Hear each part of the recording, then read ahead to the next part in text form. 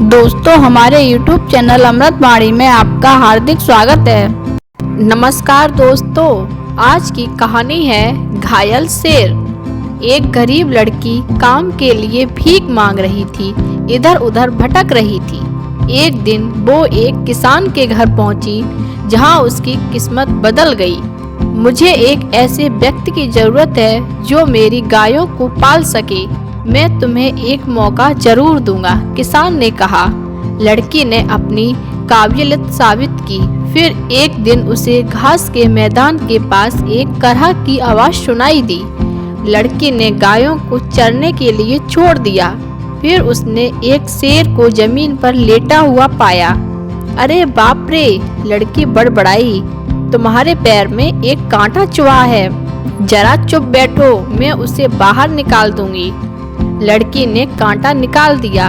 उसके बाद शेर ने अपनी बड़ी खुरदरी जीभ से लड़की का हाथ चाटा। लड़की ने अपने रुमाल से शेर के पैर में पट्टी बांध दी। लड़की घास के मैदान में लौटकर आई, पर गायें नहीं मिली, वहां से गायब हो गईं। घंटों खोजने के बाद भी उसे नहीं मिली। फिर उसने किसान को जाकर सच्चाई बताई। तुम गायों का पूरा झुंड कैसे खो सकती हो? किसान लड़की पर गरजा। मैं तुम्हें नौकरी से निकाल दूंगा। क्या मैं कुछ और काम कर सकती हूँ? लड़की ने भीख मांगी। मैं तुम्हें गधों की देखभाल करने के लिए 1 साल का समय दूंगा। फिर बाद में देखूंगा कि क्या तुम भरोसेमंद हो या नहीं।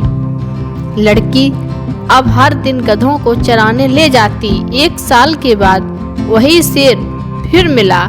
इस बार उसके चेहरे पर गहरे घाव थे।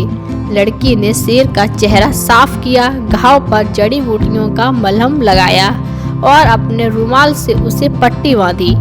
एक बार फिर से धन्यवाद देने के लिए शेर ने लड़की का हाथ चाटा, पर इस बार भी पहले की तरह गधों का झुंड कहीं गुम हो गया।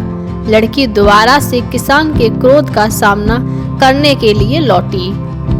उसने उसे डांटा, लेकिन वह जानता था कि लड़की ने पूरे 1 साल अच्छे से सेवा दी थी। मैं तुम्हें एक आखिरी मौका दूंगा। तुम्हें सुअरों को चराने के लिए बाहर ले जाना होगा। अगर तुम उन्हें मोटा कर पाओगी तब तुम रह सकोगी। 1 और साल बीत गया और सुअर मोटे हो गए, लेकिन तभी लड़की को वही परिचित आवाज सुनाई दी। उसने अपने दोस्त शेर को गंभीर रूप से घायल पाया। उसने प्रत्येक घाव को धोया, जड़ी बूटियों को इकट्ठा किया और फिर अपनी स्कर्ट को फाड़कर पट्टियां बांधी। इस बार शेर बोला, क्या तुम आराम करने तक मेरे साथ नहीं बैठोगी? मैं माफी चाहती हूँ, लेकिन मुझे जाना होगा और किसान के सुअरों को देखना होगा। उसने कहा है। वो सुअरों को खोजने के लिए दौड़ी, लेकिन उसे ऐसा लगा जैसे पृथ्वी उन्हें निगल गई हो। घंटों खोजने के बाद भी वो एक पेड़ पर चढ़ गई, पर उसे सुअर नहीं दिखे। लेकिन उसे कुछ चौंकाने वाला जरूर दिखा। ढीले ढाले कपड़ा पहना एक आदमी रास्ते पर चल रहा था। फिर उसने एक चट्टान हटाई और फिर उसमें गायब हो गया। वह कौन था? लड़की को आश्चर्य हुआ। अब मुझ में किसान के क्रोध का सामना करने के लिए घर जाने की हिम्मत नहीं है, इसलिए मैं बस यहीं इंतजार करूंगी और देखूंगी। वो सूरज उगने तक पेड़ पर बैठी रही। अचानक से चट्टान खिसकी। वही शेर उसे रास्ते पर चलता हुआ दिखाई दिया। शेर लड़की फुसफुसाई, वो आदमी कहाँ गया? लड़की पेड़ से नीचे उतरी। उसने चट्टान को एक तरफ धकेला और फिर एक बड़े से कमरे में पहुंची। उसने अंदर झांका, वहां बढ़िया खाना दिखाई दिया। उसने भरपेट खाना खाया। फिर खाना खाने के बाद उसने कमरे की सफाई की। उस शाम वो पेड़ से तब तक देखती रही जब तक कि वो आदमी वापस नहीं आया। अगली सुबह दोबारा से शेर बाहर निकला। फिर से वो छिपे हुए कमरे में गई। उसने खाना खाया और सफाई की। इसी तरह कई दिन बीतने लगे। लड़की ने रास्ते में आदमी की प्रतीक्षा की। मुझे लगा कि वो आप ही हो और जो मेरे कमरे की सफाई कर रही थी, आदमी ने कहा। आप मुझे कैसे जानते हैं और आप सुबह को शेर के रूप में अपना कमरा क्यों छोड़ते हैं और फिर शाम को आदमी के रूप में क्यों लौटते हो? उसने पूछा। एक राक्षस इस बात से नाराज था कि मैं एक राजकुमार था जिसे लोग बहुत प्यार करते थे। दिन में शेर बन जाता हूँ जिसकी आपने कई बार मदद की है। उस आदमी ने समझाया। उस राक्षस ने बदला लेने के लिए ही आपके जानवरों को चुराया। उसके जादू टोने को तोड़ने के लिए उसे राजकुमारी के बालों से बना एक कोट देना होगा। ठीक है, मैं शहर जाऊंगी और आज ही शहर में काम खोजूंगी। मुझे राजकुमारी के बालों की एक लट जरूर मिल जाएगी। लड़की ने वादा किया।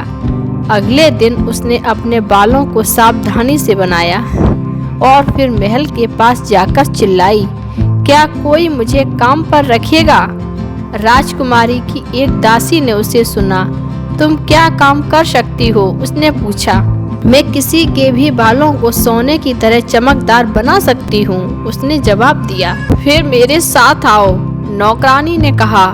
हर दिन लड़की ने राजकुमारी के बालों को तब तक ब्रश किया जब तक वे सूरज की किरणों की तरह चमकने नहीं लगे। एक दिन लड़की ने हिम्मत बटोरी और राजकुमारी से पूछा कि क्या वो उसके बालों की एक लट ले सकती थी। राजकुमारी ने पहले तो मना किया, लेकिन जब लड़की ने बहुत भीख मांगी तब उसने उसे दे दिया। तुम मेरे बालों की एक लड़ी ले सकती हो, राजकुमारी ने कहा, पर तुम्हें मुझे खुश करने के लिए एक सुंदर राजकुमार ढूंढना होगा। लड़की सहमत हो गई। फिर उसने बालों की एक लड़ी काटी और उसे एक कोट में बुना जो रेशम की तरह चमकने लगा। फिर वो उसे गरीब शेर वाले आदमी के पास लेकर आई, जिसने उसे राक्षस खोजने का रास्ता बताया। जब राक्षस ने लड़की को पहाड़ पर चढ़ते हुए सुना तो वो एक हाथ में अपनी तलवार लिए भागा हुआ आया। रुको, मैं तुम्हारे लिए एक कोट लेकर आई हूँ, लड़की ने कहा, लेकिन कोट बहुत छोटा था और राक्षस ने उसे नीचे फेंक दिया। मुझे माफ करें, मैं फिर से कोशिश करूंगी, उसने वादा किया। अगली सुबह लड़की ने राजकुमारी से बड़ी आरजू मिन्नत करके उसके बालों की एक और लड़ी ले ली। फिर लड़की ने एक बड़ा सा कोट बनाया और दोबारा पहाड़ पर लौटी। इस बार राक्षस को कोट फिट आया और उसने लड़की को इनाम देने की पेशकश की। कृपया उस शेर वाले आदमी पर जादू टोना हटाओ, उसने भीख मांगी। राक्षस ने उत्तर दिया, उसके लिए तुम्हें शेर को मारना होगा, फिर उसे जलाकर उसकी राख पानी में फेंकनी होगी, तब तुम्हें राजकुमार मिलेगा। आदमी को यह बात बताते हुए लड़की रोने लगी। जैसा उसने कहा है तुम वैसा ही करो, मुझ पर भरोसा रखो, आदमी ने कहा। अगली सुबह लड़की ने शेर को मार डाला। जब उसने पानी में राख डाली तब पानी में से एक सुंदर राजकुमार बाहर आया। बहुत धन्यवाद, तुमने मुझे बचा लिया है। अब मैं तुमसे अपनी पत्नी बनने के लिए कह सकता हूँ। लड़की ने उसे आंसू भरी आंखों से देखा, लेकिन मैंने राजकुमारी से वादा किया है कि मैं उसे खुश करने के लिए एक राजकुमार खोजूंगी। राजकुमार ने जवाब दिया, डरने की कोई बात नहीं है। तुम देखो, मैं राजा का बेटा हूँ। वो राजकुमारी मेरी बहन है। चलो अब हम महल में चलें। अपने भाई से मिलकर राजकुमारी बहुत खुश हुई। राजा, रानी और राजकुमारी सभी राजकुमार की वापसी से बेहद खुश हुए। राजा ने शादी के लिए सहमति दे दी और फिर पूरे शहर ने जश्न मनाया। दोस्तों, वीडियो अच्छी लगी हो तो वीडियो को लाइक एवं शेयर करें और ऐसे ही वीडियो देखने के लिए हमारे चैनल को सब्सक्राइब कर लें। धन्यवाद।